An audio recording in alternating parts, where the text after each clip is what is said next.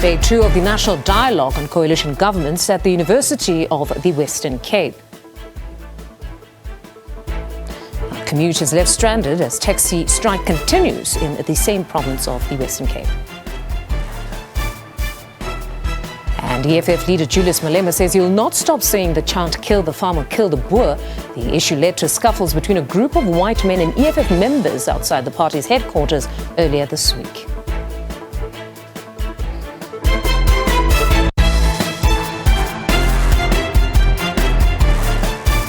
A very good afternoon. If you've just joined us, we're coming to you live from our studios here in Johannesburg. Welcome to the Week in Review. Now, this is the program where we review some of the biggest stories to come out of the week. I'm your host, Mfundo Mabalani. Let's start here.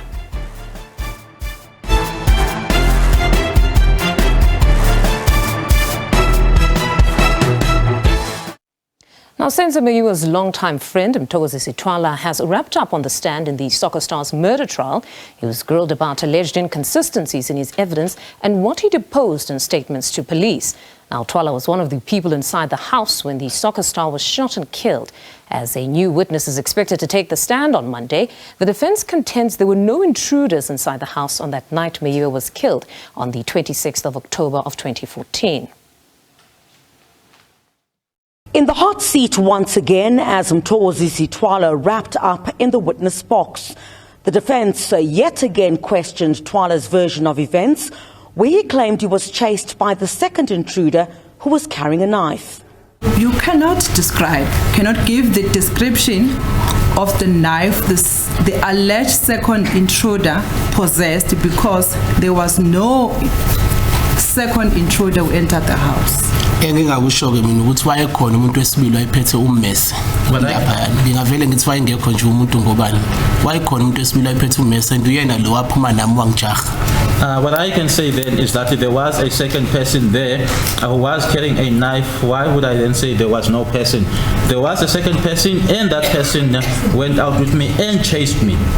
Mayua and Khumalo's relationship also came under scrutiny, but Twala was unwilling to say much about the dalliance. Engakusho ukuthi babethandana in reference to leyo malobola angiboni into ekhona leyo ngoba usenzo wayengekaza lobole engagcelile kumandisi ukuthi ufuna ukuthatha umfazi wesibili lokho ke ngangizokwazi so leyo malobolo nje ayikho lonto. What I can say is that they loved each other, but what I'm not gonna agree with is the issue of the lobola negotiations.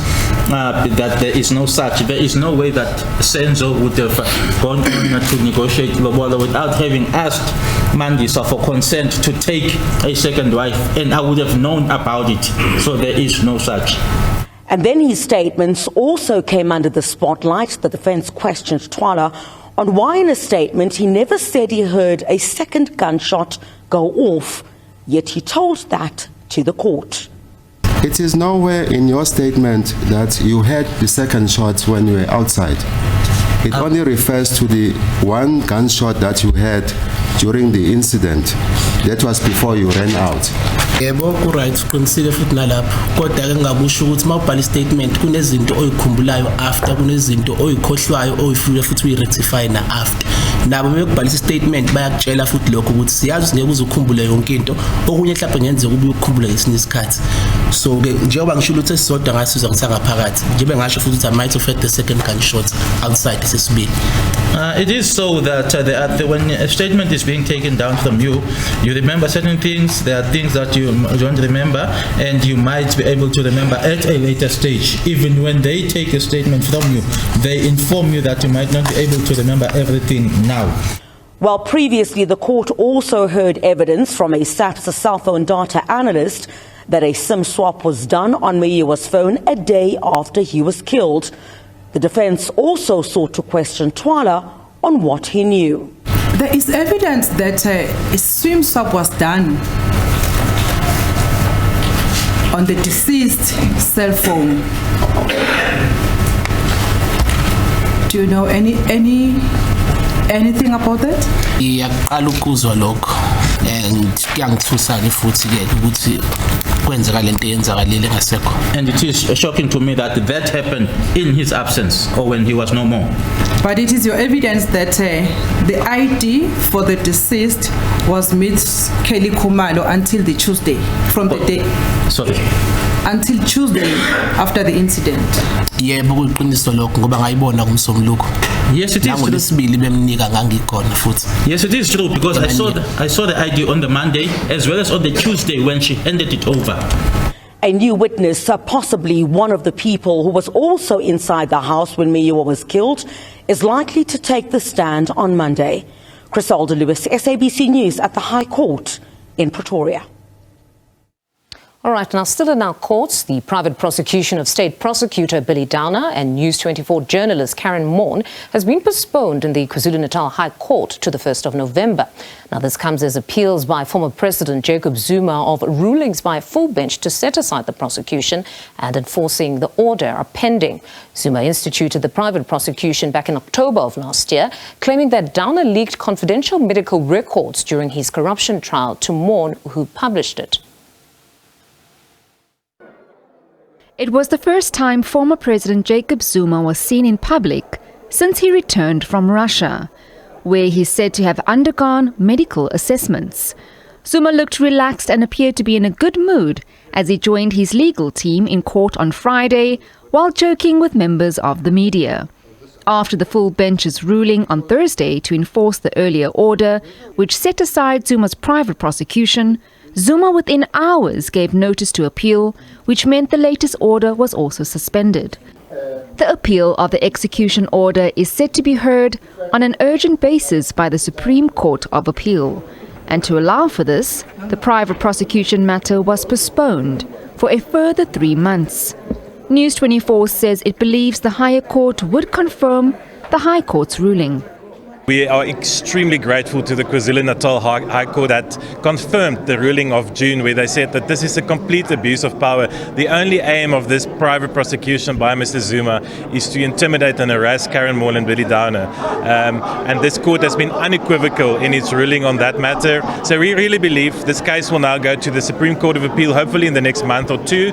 But we don't think that there's any chance of success for that ruling to be overturned. And we believe that Karen will not have to be appear in dock again. The Zuma Foundation believes Downer and Moore achieved little by being granted an execution order. So this notion of trying to dodge this court is not succeeding. So this is what we've been telling them all this time. 1st of November, both the accused number 1 and accused number 2 must be here in court 9:30 to face the judge in red robes and to face the criminal charges. So the situation is like that. Nothing has changed.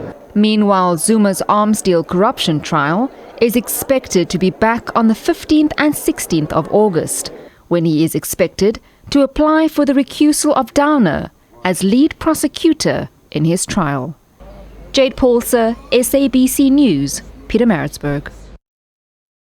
Let's shift our focus to this story now. The 8 police officers accused of violently assaulting 3 members of the public on the N1 in Johannesburg last month have each received bail of 10,000 rand in the Randburg Magistrate Court. The officers are part of Deputy President Paul Mashadile's VIP Protection Service unit. They're charged with pointing a firearm, damage to property, assault with intent to do grievous bodily harm, reckless and negligent driving, as well as attempting to defeat the ends of justice. The assault was filmed by motorists. Now, Magistrate Hleziphi Mkhasibe granted the accused bail provided they do not make any contact with the state witness. They have also been ordered not to interfere with the state's investigation. Mkhasibe said the accused had brazenly attacked the complainants and have a duty to uphold the law and fight crime. The magistrate noted that the state is not sure how it will trace the person who filmed the video, which went viral on social media. The matter has been postponed to the 27th of September for further investigations. Now, Senzo Meyiwa's longtime friend, Mthokozi Sitwala, was in the witness box in the footballer's murder trial in the High Court in Pretoria. Soon after retaking the witness box on Wednesday, Senzo Meyiwa's childhood friend, Mthokozi, became emotional as he described how his friend took his last breath at Butsilong Hospital. Twala was one of the people in the house when Mayiwa sustained a fatal gunshot after two robbers allegedly entered and demanded valuables at Mayiwa's girlfriend, that's Kelly Khumalo's Vosloorus home, on October 26 of 2014. Now, Twala was in the hot seat when defense lawyers questioned about contradictions between his written statement and his oral testimony. Now, joining us to discuss this a bit further is Laurie Peterson-James. She's a specialist offender profiler at Cybereti Consulting Services. Laurie, good afternoon, and thank you very much for your time. Now, during that cross-examination, much was made of where Senzo's body was resting after being shot. We actually heard counsel for the third accused accusing Twala of tailoring his evidence to suit a particular narrative. What did you make of just that back and forth? Well, yes, it is interesting because the neighbor had said that he had seen the body in the kitchen. Tala said that the body was on the floor in front of the couch in the living room where he was shot. It is a huge discrepancy, obviously, and would need to be dealt with. It would be interesting to refer back to his initial statement to see what he said in that statement when he was initially deposed and see if there's any contradiction between the statement he made and what he said in court. That would indicate perjury. He cannot possibly be mistaken or confused because that is a site that surely if you came in, even if you're traumatized, you would remember the position that you found your friend's body in. So it does smack that there may be some tailoring of evidence to fit a specific narrative that the witness wishes to fit. Your position is quite interesting because we witnessed the judge interjecting particularly on that point, something that many legal analysts have actually found undesirable. But he asked what difference does it honestly make where Senzo's body was lying. Your views on just those constant interjections that we're seeing of late? Well, you know, as far as witness testimony goes, I don't believe you should ever interject on a witness making a statement for the simple reason that you disrupt the witness's pattern of thought and that you don't allow him to finish his sentence. So I don't believe that any prosecutor, any magistrate should ever interject because they may interject and actually compromise that witness from telling his story, which they may be able to correct on cross-examination or probe further on cross-examination. So I believe when you have a witness on the stand, never interject because you don't know what they're going to say. And I suppose also deny the defense some sort of material concessions from the witness front. But if we had to go back to just the testimony, because that is also another subject of much debate in the country now, when we look at perhaps the statement that one deposes at the very beginning, how much weight does that statement carry? Because we heard Twala even on several occasions stating that what one would have deposed to at the very beginning could change over time because at that moment you are shocked. So as days go by, you could remember certain incidents as well, like a second gunshot that you probably didn't indicate occurred in your statement. So how much weight does that kind of an initial statement carry? The initial statement should probably carry more weight than the court testimony because it's made at the time of the event. And yes, there is shock, but remember that memory degrades over time and memory can also be adjusted over time to suit a narrative that you want to have it suit, given that you have now a lot more time to think about what you want to put before the court. So in my experience, interviewing witnesses, you often get the best and strongest statement at the initial deposition because they haven't had that time to actually tailor the evidence that they're going to present to the court for whatever reason they may wish to tailor it. But then if we look at this trial thus far, essentially some of these witnesses are getting a second bite at being cross-examined and just presenting or being taken through their own testimonies. We remember at the very beginning that we had the judge saying that most of the witnesses must not watch proceedings because they don't want them specifically to tailor their own testimonies. But in this instance where everybody's getting a second bite, almost preempting some of the questions that will be posed during cross-examination, does it really matter all that much?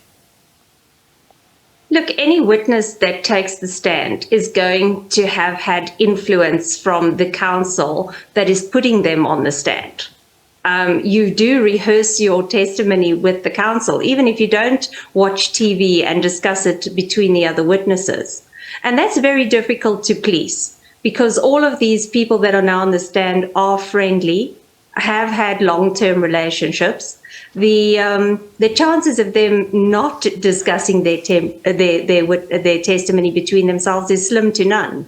And especially before the case, they've probably had a good old huddle after events that happened and tried to get their story straight, because obviously they would have realized that they would all have been suspects. And then Twala was also questioned about the differences in suspects pointed out at the various identity parades attended at the Jeppe police station and another at Pietermaritzburg. How long after the suspects are apprehended would the witnesses have to do these identity parades? There is no time limit on a suspect being brought into custody and then a witness parade being organised. So that doesn't matter. I mean, some suspects they don't arrest for years and years and years. So the witness may only see them 10 years later when they're arrested. This case, they were arrested, fairly at a reasonable time. So there is no time limit, and there is also no problem in deciding when or how many parades. A strong witness or victim will identify from one identity parade, and that's not, of course, the only source of identification either. I want to take you to another important matter that was before our courts last week or this week, that being the VIP protection units case. In that particular matter, they were released on bail due to the state's failure to secure a statement from the person who witnessed and filmed the incident. How important is it for such an individual to come forward? Because there could be those that could be a bit apprehensive and not want to be identified. Yes, well, in my opinion, and this is strictly my opinion, the thuggery of these units would intimidate any witness. These units seem to think they have carte blanche on their levels of violence and the way they interact with the public. Also, they have influence inside of the police.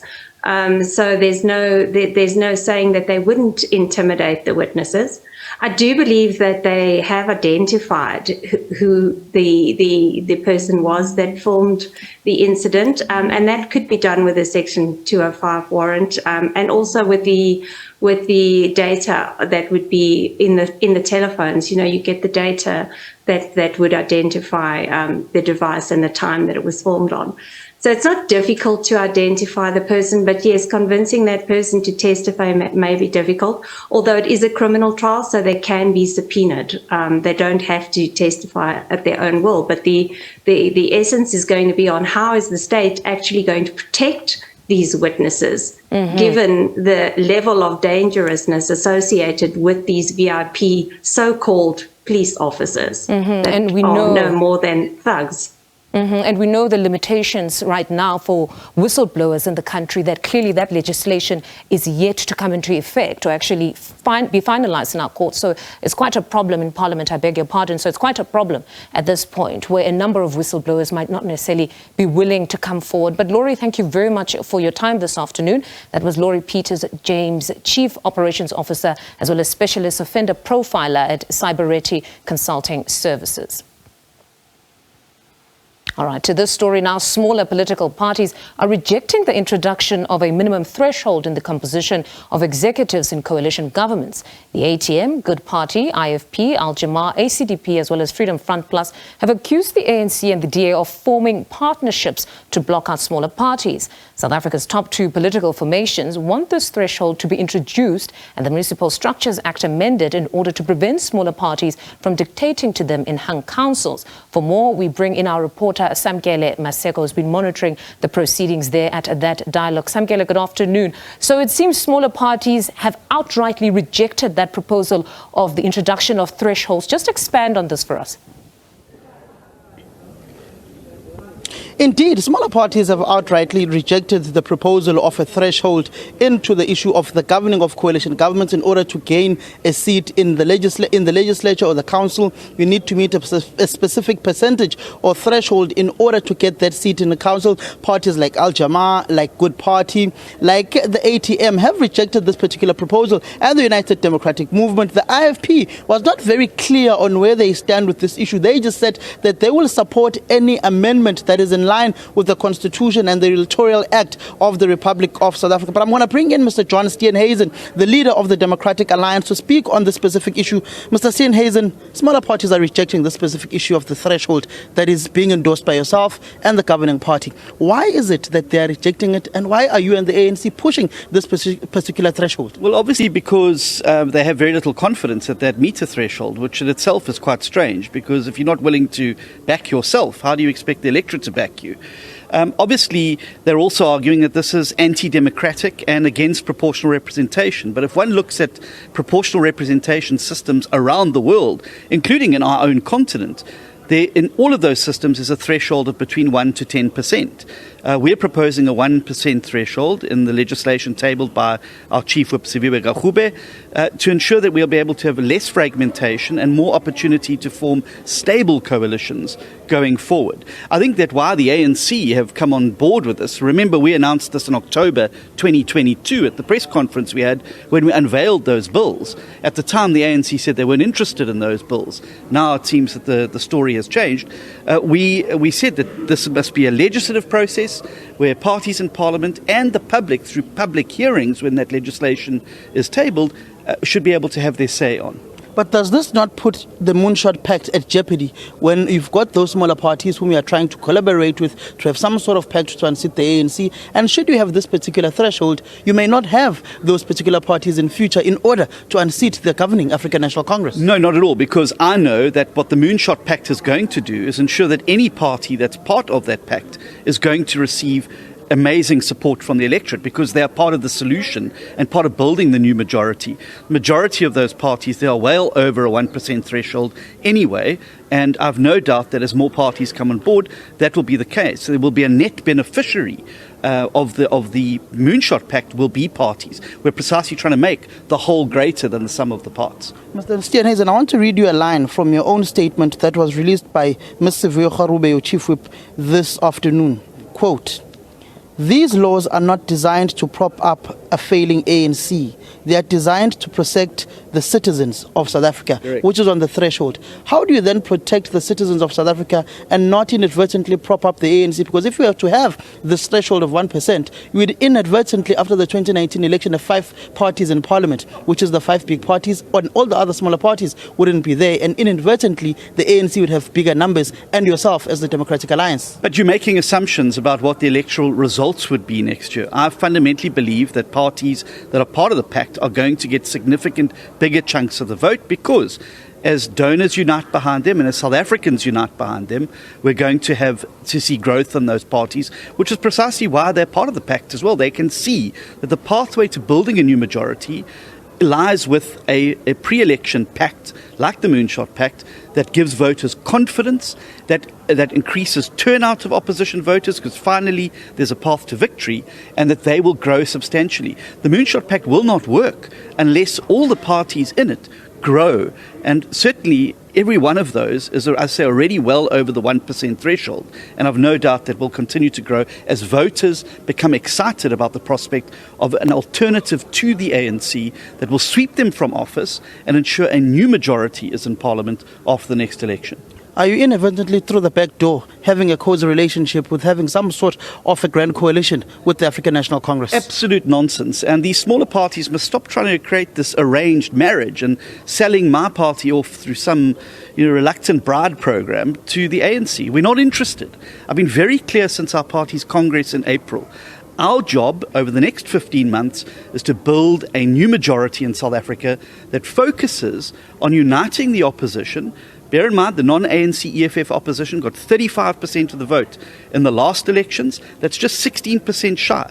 If we can get a portion of the 14 million people who didn't vote and can register and get to vote, the 13 million people who are not registered, we can make significant inroads next year, and that is our priority. I'm not interested in propping up the ANC like the MDC did to ZANU-PF. We saw what the outcome of that was. We want to build the alternative in the country, and that's what we're working to. And some of those smaller parties should maybe reconsider their options. It's not too late to come on board now and join the Moonshot Pact on the 16th and 17th of August, where we'll be plotting out the blueprint about how we sweep the ANC from office and get good quality government in place that's going to get the country onto a new trajectory. But some of those parties have complained to you that this Moonshot Pact is exclusionary, especially to a party like the EFF, that you inadvertently may need to get over the 50+1 threshold. So what's your view of those parties saying, no, you need to bring the EFF on board, you need to speak to the Patriotic Alliance? If you don't speak to any of those parties, it's a pipe dream that you are trying to put up. Well, I think that if one listened very carefully to the last 2 days here, there was a thing about trust, and there was a thing about values and principles. Coalitions not just being formed to gang up against one party. Coalitions are formed around values and principles. And if you take the values and principles that are underpinning the Moonshot Pact, respect for the rule of law and the Constitution, social market economy that treats business as part of this job creation solution in the country, respect for the rule of law and the Constitution, a capable state free of cadre deployment. These, and you overlay the EFF 7 pillars onto that, there's an incongruency. If one looks at the way the Patriotic Alliance have behaved in Beaufort West, in Knysna, wherever else they've been in government, there's not a values fit, there's not a values and principles fit. And that's when you end up with these unstable coalitions. They have to be centered on values and principles. It can't just be a hodgepodge of ideology and mix it, because that's exactly where the ANC find themselves today, being pulled in 3 different directions in the tripartite alliance with no policy coherence, which is why the country's in the situation it is. Last question, Mr. Steenhuisen, on the issue pertaining to the Freedom Fund Plus saying South Africa is not ready for a white president. What's your view? Are they trying to block you from ascending to the union buildings? Well, let me just firstly say that I hope no one ever told Barack Obama that as a minority he couldn't be president of the United States, or told Rishi Sunak that a 7% minority couldn't ascend to the Prime Minister. But let me be very clear. I've said right from the beginning of the Moonshot Pact, this isn't an elect John Steenhuisen for president. This is about building an alternative in South Africa. And that's why I've said everything is on the table, from the name of the thing to who a presidential candidate will be if we decide to have a presidential candidate, which is odd in a parliamentary system. But if we decide to have a presidential candidate, it'll be somebody who we believe can aggregate and grow the support for the pact going forward. So all options are open. That's why I said at the Congress of the DA, I'm extending a big, generous, open hand to all political parties to put aside the petty differences and ambitions and to come together to build a new majority going forward. How do you work with a party like the IFP, which is seemingly divided and fractured like the ANC? You've got the Triple Ks, you've got the AUs. Do you go with Hlabisa? Do you go with the faction of the AUs of Tamintuli? Who do you go with?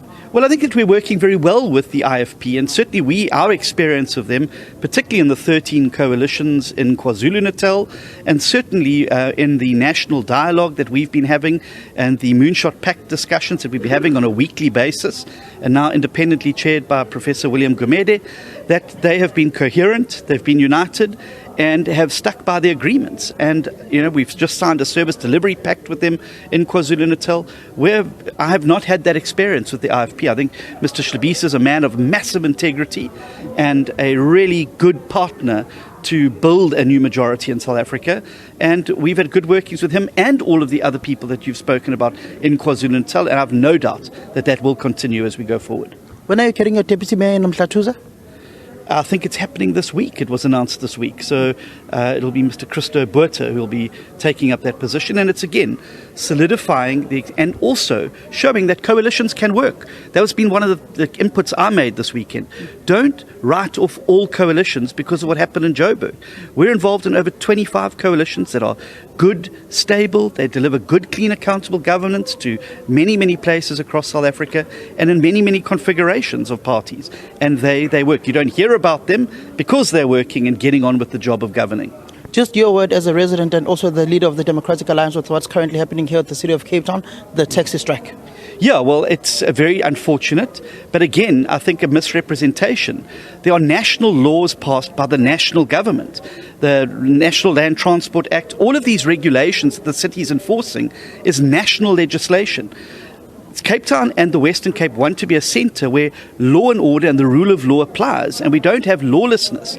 And those who are opposed to that need to ask very carefully, are they locating their anger in the right direction? It's not the city of Cape Town that passed these laws, it was the ANC in Parliament, and it's the national government that's responsible. We are implementing them as per our obligation. But as in all instances, I encourage all parties to come back to the table. I don't think this is serving anybody's interests, and that we need to get a solution as quickly as possible.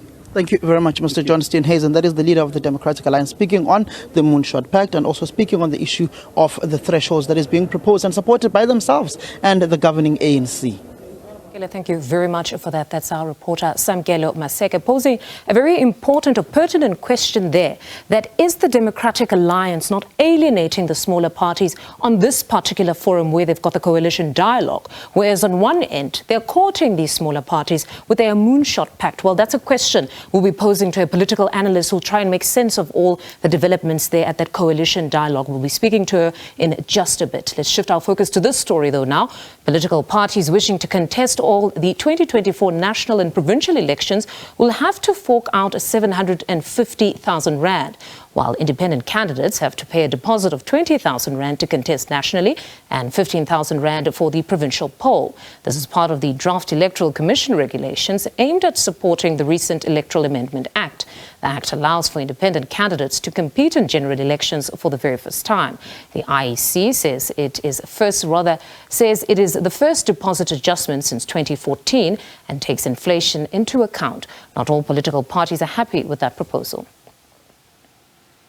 Gentlemen, let's call it an... The IEC says that the last general election saw large parties such as the ANC and DA pay a total of 605,000 rands to contest all elections. This time around, there will be an increase of 100,000 rands for next year's elections, and taking into account inflation, according to Shiburi, is a fair adjustment. He outlines what deposits the Commission is proposing political parties should pay. A party does not have to contest all the elections, but it must contest at least the National Assembly election and at least one region. So if you contest the National Assembly, you pay a deposit of 200,000 plus 25,000 for each of the regions that you contest. And for the amount for parties, the amount for parties for legislatures remains unchanged. It is 45,000 if you want to contest a single legislature, and you deposit 45,000 for any combination of legislatures. The deposit for independents is a new introduction. There is no historical basis to say we've determined those elections based on following historical factors. There we are guided by the following. In terms of the amended law, it says the amount that is deposited by independents must be lesser than the amount paid by parties. It makes sense because parties stand to win more than one seat, whereas an independent, however well they do, they can only get one seat.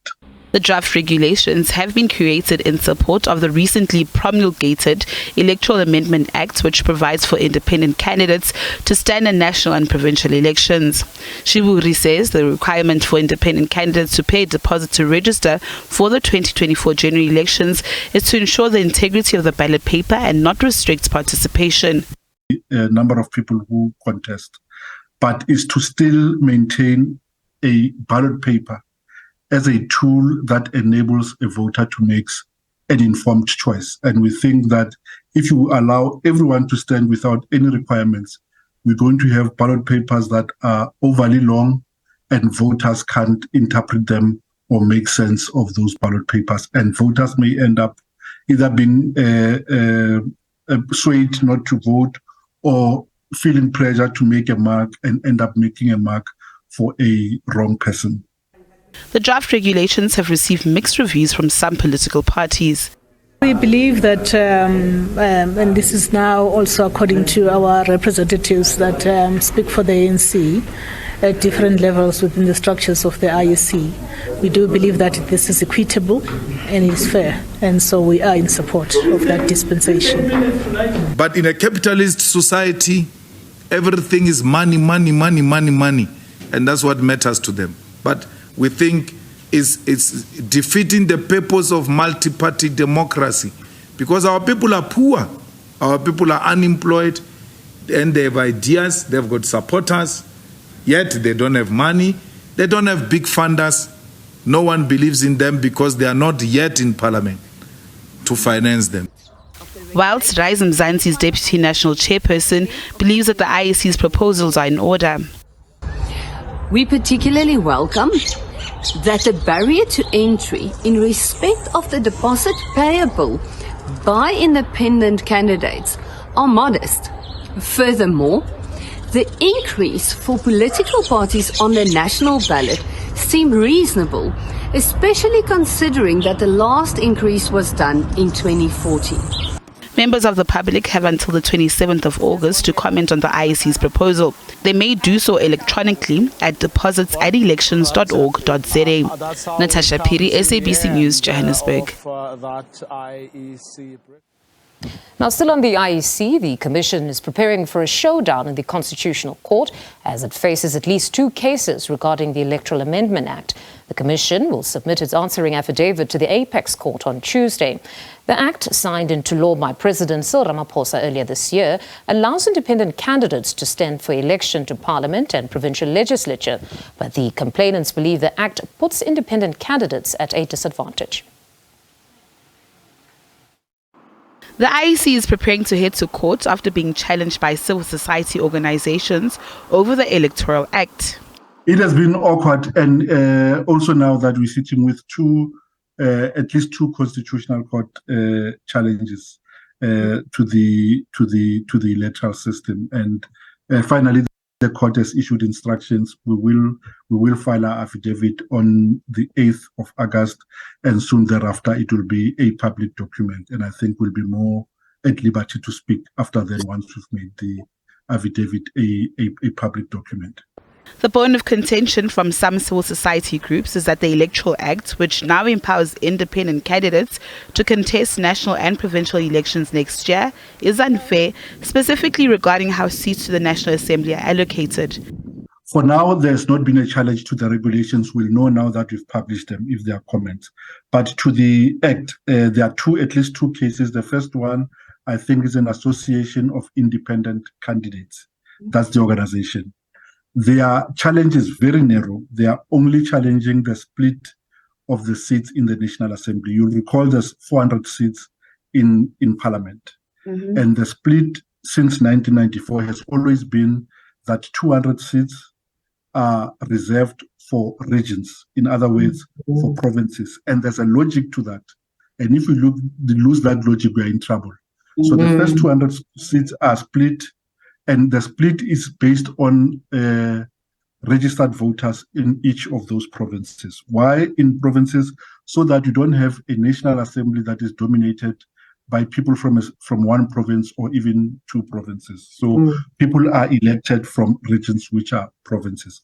That rationale is maintained, and to accommodate independence will contest those 200 seats from the regions to the National Assembly. So the challenge is that that must be adjusted from 200 and 200, but it must be 350 seats that are distributed in the regions and 50 seats that are contested by political parties in the National Assembly. The IEC, however, says it will roll with the upcoming legal punches, saying it is confident that the Constitutional Court's outcome will not significantly alter its timetable towards the 2024 elections. Natasha Piri, SABC News, Johannesburg. A defiant EFF leader, that's Julius Malema, says the courts have ruled on the matter of the struggle song "Kill the Boer, Kill the Farmer," and no sponsored outrage will stop him from chanting the slogan as and when he feels like it. A group of unhappy Afrikaner men who arrived uninvited at the party's headquarters were met with resistance from the Secretary General of the party, that's Marshal Dlamini, and other members of the EFF.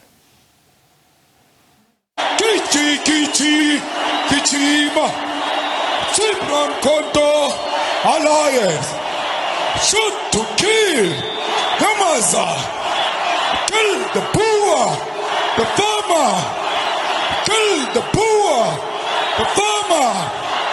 Brr, pa, pa, brr, pa, pa. Attention. A political slogan chanted in the early 1990s as a form of political consciousness by struggle stalwarts inspired to fight against an oppressive apartheid regime.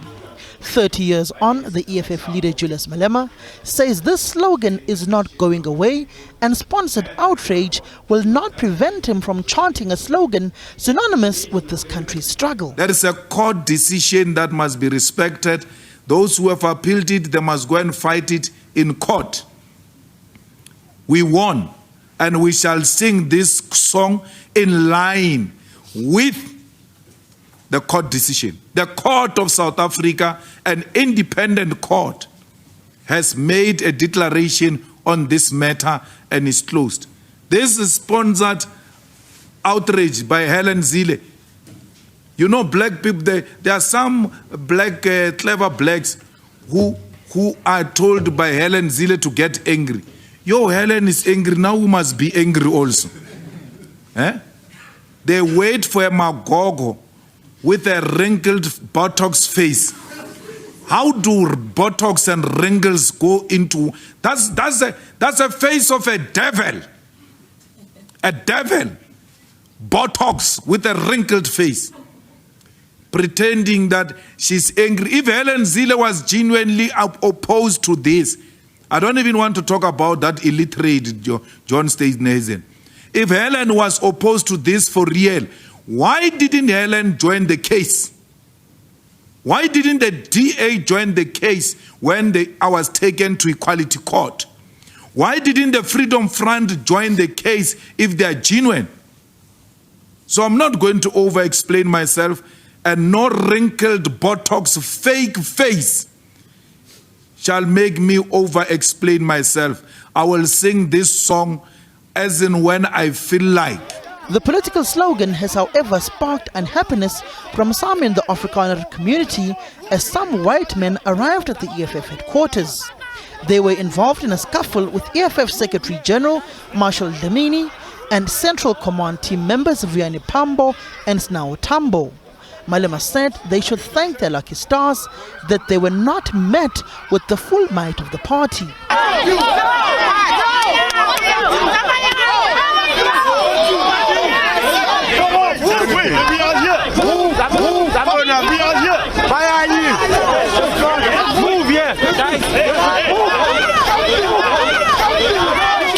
Yeah, it's not a place where we're scared of a white man here. Yeah. It's the only liberated zone in South Africa, yeah. No white man comes taking chances here. Those ones who came earlier, they must thank their God. They must try it again. They must thank their God. It's not a playful area here. You can argue your politics wherever you do. Don't come here. We never go to anyone's offices. We never interfere with anyone's programs. But we are not going to be undermined. We've got everything we need to protect this office. Everything. And we'll defend it with our lives. No one can come and take chances here. So, they must be warned. Malema says the sponsored outrage is meant to further divide the nation, and if the "Kill the Farmer, Kill the Poor" slogan was meant to spark genocide, it should have happened in the 90s. You know, Samkelo, this song "Kill the Boer," if it had any negative connotation and incitement, it should have done it in the 90s. It had all the reasons to do it in the 90s. It still hasn't done it. So why would it do it now? Because I really don't know what you're talking about, saying now the environment is let's say, sensitive to a point that this might incite. Now, when it couldn't do it, when de Klerk was killing our people in Buipatong. That's where this song should have incited violence. It still didn't. So, to say to us, don't sing this song because it belongs to the 90s, and you are asking me to forget my history, I will not do that. I will not do that. This song is part of my history. It's who I come from. I use this song to remind myself of what we have gone through.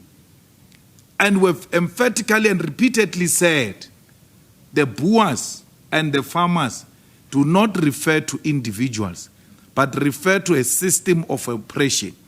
The Democratic Alliance has decided to open a case against Malema at the United Nations Human Rights Council, whilst the Freedom Front Plus has opened a case at a police station. Samkele Masego, SABC News, Johannesburg. Attention! All right, more news on the other side of this break. Do stay with us.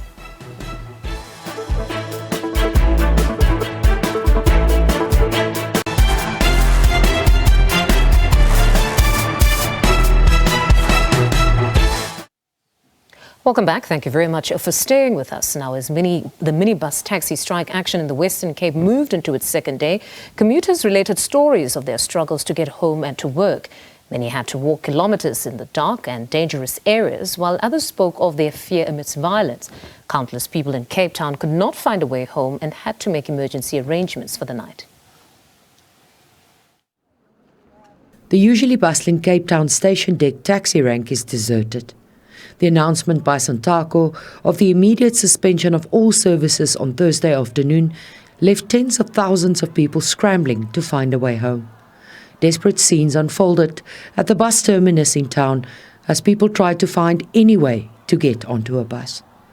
As darkness fell in Cape Town, some faced a tough night. I didn't go home because the Uber didn't come to fetch me. Then I was getting robbed by the three guys. Now I go back to my work. I sleep to my work, and then after that I wake up. I wash in the place for us for the showers. Then after that I start to work again. So I've got 2 days now in Cape Town now. I can't get home because there's no transport for me to travel. So please, government, can you just make a plan for us to bring back the taxis? On Friday, there were much less people at the Golden Arrow bus terminus in Cape Town. An earlier rush hour started at around 2:30, with a lot of people opting to go home before dark. The taxi strike wasn't good for a lot of people because we come late at home and some people walk down the road from the freeway, and it was very dangerous for some people, but we also came late at home. However, with a shorter working day comes serious consequences. And now also you have to have a cut in your salary because you get home early. You have to leave early in order for you to be home early. So I don't think it's fair on us as commuters. Taxi services are only expected to resume next Thursday. Mariska Botha, SABC News, Cape Town. To this story now, the Justice, Crime Prevention and Security Cluster Ministers will be meeting President Cyril Ramaphosa today. That's to map a way on how to deal with the challenges posed by illegal mining in the country. Police Minister Begitele said this during an Imbizo in Rivoli, just outside Soweto, where he engaged with the residents. Now, residents told Gcele how they were living in fear due to the ongoing gun battles over territory between rival gangs of illegal miners in the area. Last weekend, 5 illegal miners were shot and killed during one such battle. A few days after he visited the area, the police minister returned to Rivoli. He says police have arrested 194 Zamazamas since operations were heightened in the area from Monday, and that 170 are illegal foreigners. Police have also seized illegal mining equipment as well as unlicensed firearms and ammunition. But many are asking, what about the kingpins? The middle class or the middle layer of Zamazamas are the people that they get that gold and they sell it to the top guys. The top guys, they live in Santin and they live in Dubai. The middle guys, they live with you, some of them, they live in other top areas. 3 months or 4 months ago, we arrested in Carltonville, we arrested 6 of these guys. Tele says such arrest provides the much needed stability which will enable the Department of Minerals and Energy to move in and permanently seal off disused mines where illegal mining is taking place. By the beginning of after the second week, that is after the 18th, the process to close all holes will happen. And definitely by the mid-end of September, all shafts will be closed permanently. President has given the instruction, would stop dealing with Zamazama on piecemeal. I want it done in the whole province. Therefore, we'll be meeting him. While some residents welcomed Tele's intervention, others dismissed this as just another PR stunt. Minister Tele is always saying things, but the action is really little. The minister's action plan is actually working, but take into consideration, this will not just happen overnight. What I want to emphasize is this. Zavimpilo must go. Zavimpilo must go. That is not negotiable. The city of Johannesburg also weighed in on the situation. I can indicate to you our infrastructure as a city is also under attack. What happens when they do this is either illegal, through the illegal mining, there's illegal dumping, there's cable theft, there's vandalism, and God forbid we do not want any place at any given time just to sink in as we move forward. The police boss says they are working together with officials from Lesotho, Mozambique and Zimbabwe to help with their own citizens who are wanted for criminal activities. Mulemane Moto, SABC News, Rivali, Johannesburg. GCR Ratings, an affiliate of Moody's Investor Service, downgraded the City of Johannesburg's credit rating at the end of July. It also changed its outlook from stable to negative.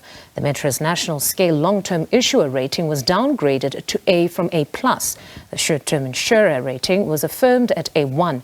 GCR attributed the downgrade to continued pressure on the city's operating performance. That's in terms of its lower rate of revenue collections against a picture of higher spending. SABC News reporter Nompumelelo Siziba filed this report.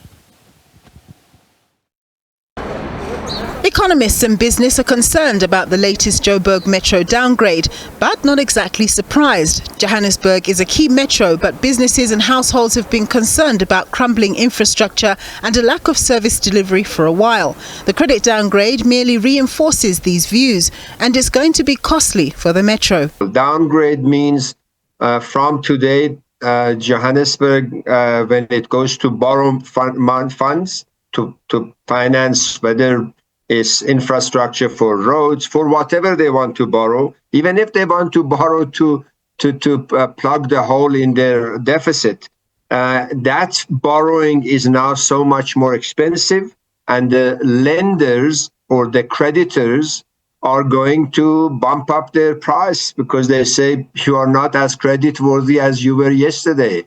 You've been downgraded. Organised business has recently been on record to say that working with government on a number of key areas is looking to galvanise to achieve 3% growth per year in the economy to create jobs and boost revenues for the fiscus, and says working with large metros will be key in ensuring that they do their part to facilitate economic activity. You know, we'd like to see if we can work with some of the major metros and see if we can bring business capacity to bear to help sort out some of these problems. But there's got to be a willingness on the part of the metros to actually work with us and receive that sort of capacity. Instead of the sort of shenanigans that are happening politically, what they should be doing, they should be saying, look, let's put politics aside at the local level. It's about service delivery. It's where the rubber hits the road. Let's try to work together on the basis of one common goal, which is to improve service delivery, improve collections, control expenditure. Municipalities in general need to be careful not to up their rates and fees too high in order to plug financial gaps, especially because the burden will only fall on those ratepayers who actually pay their dues. And if the financial pinch becomes too intense, it could have serious consequences for the local government and its wider economy. It means that doing business in that jurisdiction becomes so much more difficult. Imagine you are a small business or a big business and your rates suddenly go up because the city is now downgraded and needs money, then your business suffers job losses, and at extremes, some businesses that are mobile, they move their business out of that jurisdiction, they go somewhere else. And these are very important ramifications of downgrade and upgrade. In the meantime, serious attention needs to be paid to governance levels in local government. The expedient chopping and changing of political leaders also doesn't augur well for confidence, and the spearheading of turnaround strategies to improve key social deliverables like infrastructure and broader service delivery. Nompumelelo Siziba, SABC News, Johannesburg. All right, let's take you now to the Western Cape, where the coalition dialogue still continues. It's actually day 2 of the dialogue. We understand that Deputy President Paul Mashatile is on the stand. Let's listen.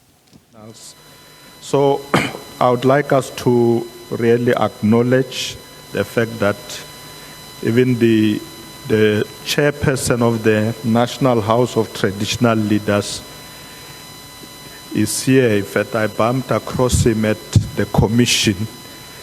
So they've been participating. A big round of applause for them.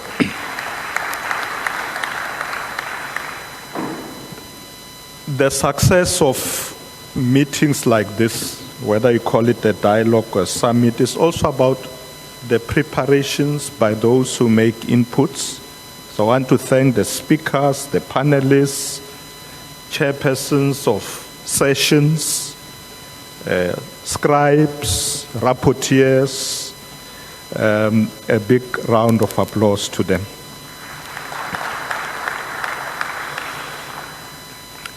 International delegates, thank you very much. I think we're going to take a lot from the experiences that you have shared with us, and that will enrich our documents as we continue to fine-tune our document going forward. We thank you very much, those international visitors. But let's also thank the government at all levels. The national government led by the presidency, many ministers are here. Provincial governments, I saw a lot of premiers amongst us, mayors, councillors. I didn't know we had so many councillors, but when I was in the commission, I had everybody was speaking was like, I'm a councillor from this place, I'm a councillor. Thank you very much to the government. Of course, lastly but not least, the NGOs, universities that are here, but particularly the young people. Somebody was complaining earlier, I think it was yesterday, there are too many old people here. So young people who are here, thank you very much for being here.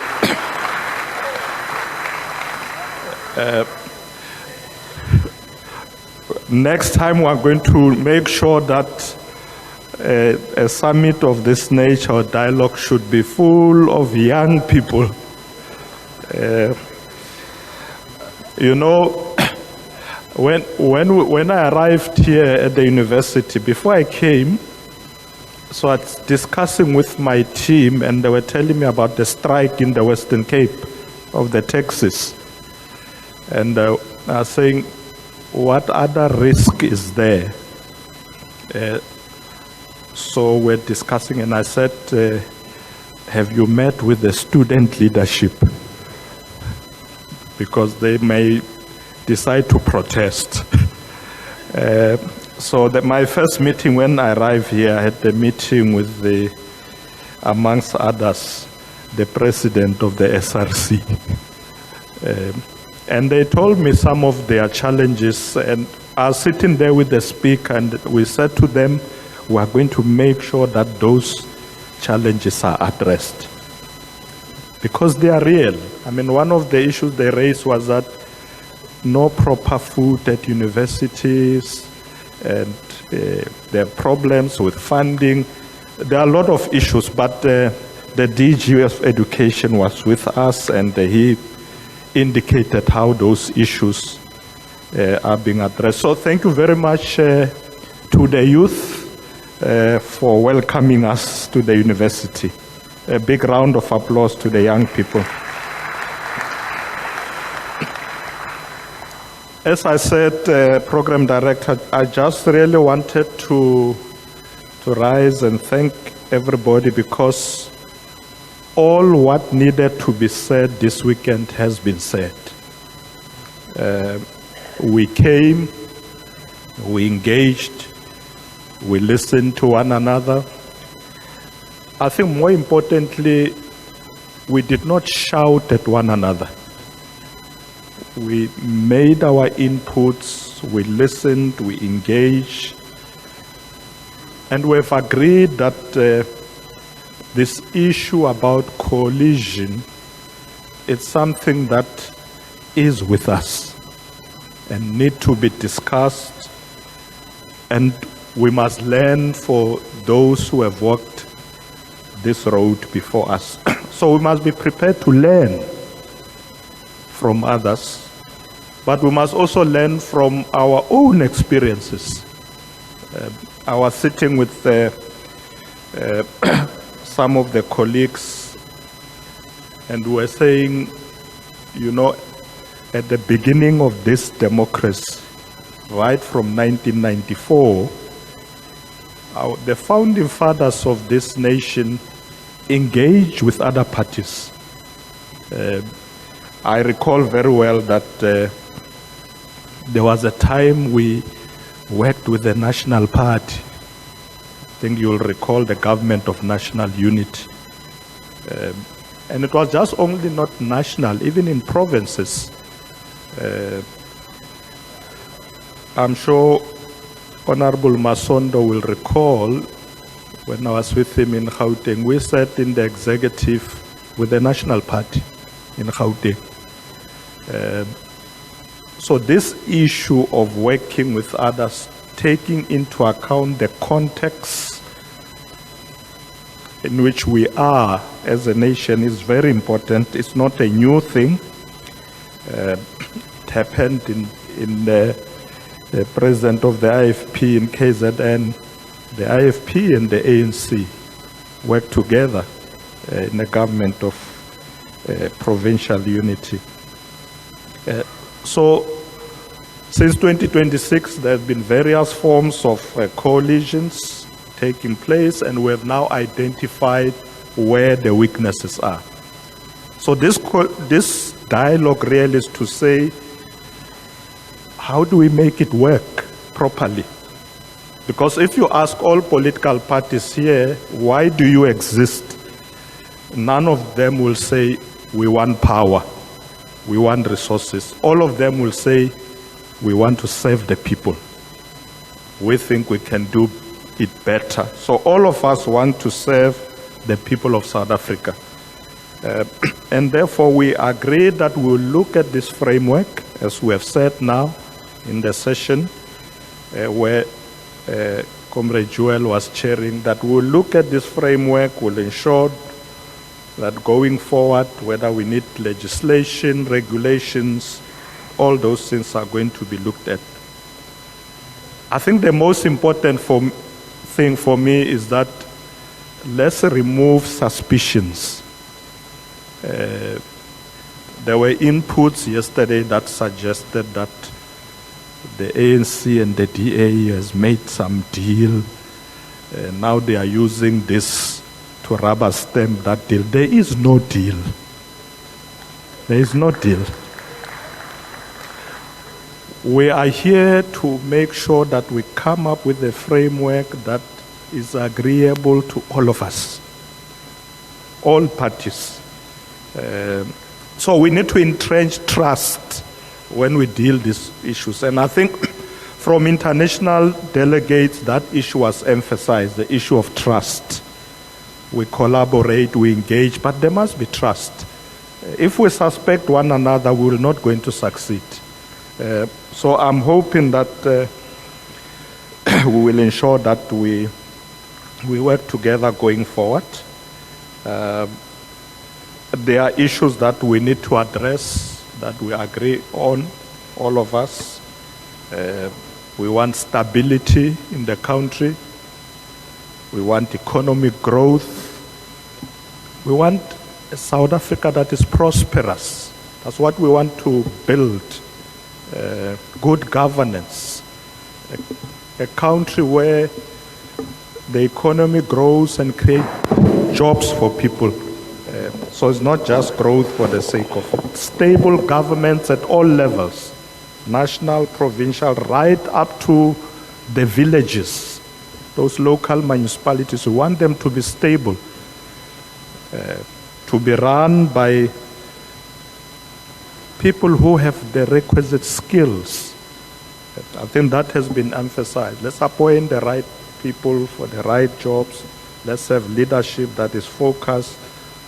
So in brief, we want to make South Africa work. We want to make South Africa stable, so that even the international world out there, people who want to come to South Africa for tourism, for investment opportunities, they must continue to say South Africa remains a preferred destination for them. And we can do it if we ensure stability in the country. Let me conclude, Program Director, by saying that South Africa is a great country, and we must keep it that way. We must keep it that way.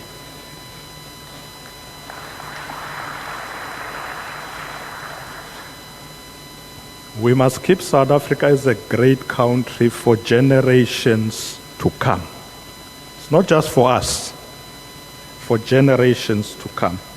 But I'm happy that we have had this dialogue this weekend, and I'm reminded of a Chinese idiom that says, a journey of 1,000 miles begins with the first step. So we have begun our first step. Our journey has now begun. I know we came here in the Cape. I think in my opening I said the cold Cape. It was quite cold. So a lot of you wearing coats. But I'm convinced that you have retained enough warmth. So as we depart this afternoon, let our ideas now usher in a period of warmth that will engulf this beautiful nation for many years to come. I think that's what we must do as we live here. There must be no finger-pointing, quarrels. We need this warmth that will take our nations forward. So we've done very well. We've done very well. Program Director, our journey has begun.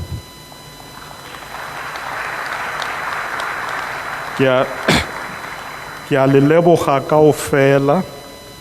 Siyabonga baya danki. Thank you.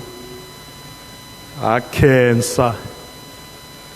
Me famba hi kurhula inkomo.